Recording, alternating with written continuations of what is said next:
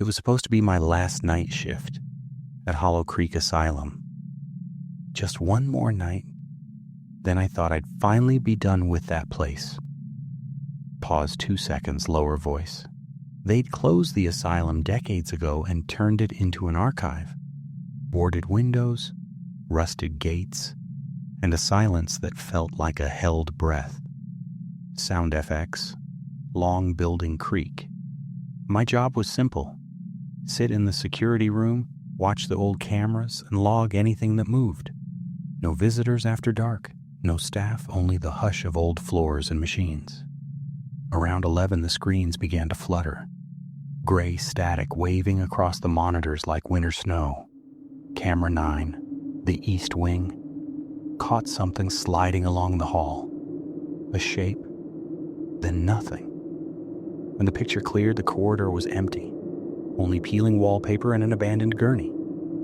Then the intercom hissed and a voice, too close to the microphone, wet and thin. Room 302. She's waiting. I froze. No one else had access to that system. I reached for the radio. Control to base. Anyone copy? A click responded, and a woman's voice, very slow, said, "Come upstairs, Daniel." The stairwell to the 3rd floor was colder than the rest of the building, like stepping into a freezer. They'd sealed that wing after a fire years earlier. The door was rusted, but it gave when I pushed. The air smelled of old smoke and something's fouler, like burnt hair. My light caught black handprints along the walls, smears of soot, some small as children's hands. Then I heard singing. A lullaby, low and warped. Hush, little baby, don't say a word, echoing down toward room 302. The door to 302 was half open. Moonlight skeletonized the room, a rusted bed frame, restraints still dangling, sheets stiff with age. Someone had scrawled on the far wall in dark strokes, "She never left." In the corner stood a woman in a hospital gown. Long hair hid her face. She swayed and hummed the lullaby, full and steady. My throat tightened. My voice vanished. Without turning, she said, "You're late, Daniel." She turned. Where eyes should have been were empty sockets, black tears tracing grooves down ash-pale skin. I stumbled back and fell over a metal chair. When I looked up, she'd gone. On the bed lay a patient file. Evelyn Shaw, room 302, admitted 1964. Inside, an entry that read, "Orderly assigned, Daniel Myers. Status, deceased. Cause, smothered, 1983.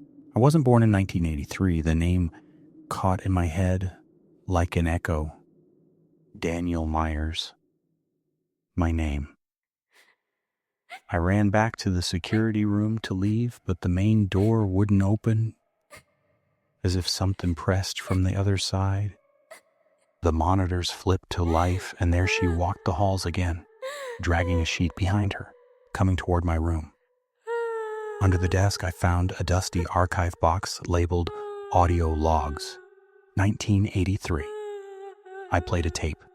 A man's voice, shaking and halting, and said, "This is Orderly Daniel Myers, reporting incident with patient 302. Evelyn says her baby cries inside the walls. She tried to claw her way out. The screams wouldn't stop. I had to make it stop. The voice on the tape sounded like me. The intercom whispered that you remember now, don't you?" Behind me, the wall split, a wet, tearing sound like flesh parting. A hidden chamber opened, and inside, slumped in a chair, was a body wearing my uniform. The badge said, "Daniel Myers." The corpse's mouth hung open. A black, tar-like fluid dripped down. Evelyn's voice, close, syrupy to Petru, breathed, "You never left, Daniel. None of us ever do." Shadows lunged. The room felt like hands pulling me into the plaster. My lungs burned. I clawed at the air, but the building took me, or I had never left.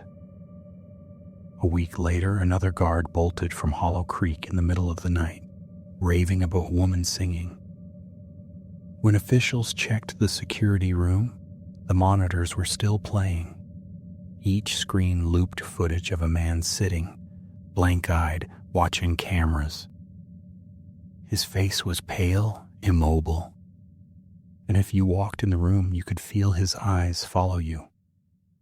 If you listen closely beneath the static of those old tapes, you can still hear a woman hum the lullaby, soft and patient, as if from behind a wall. "Hush, little baby, don't say a word." And sometimes very late, the intercom pops and a voice impossibly near says only 2 words. "She's waiting."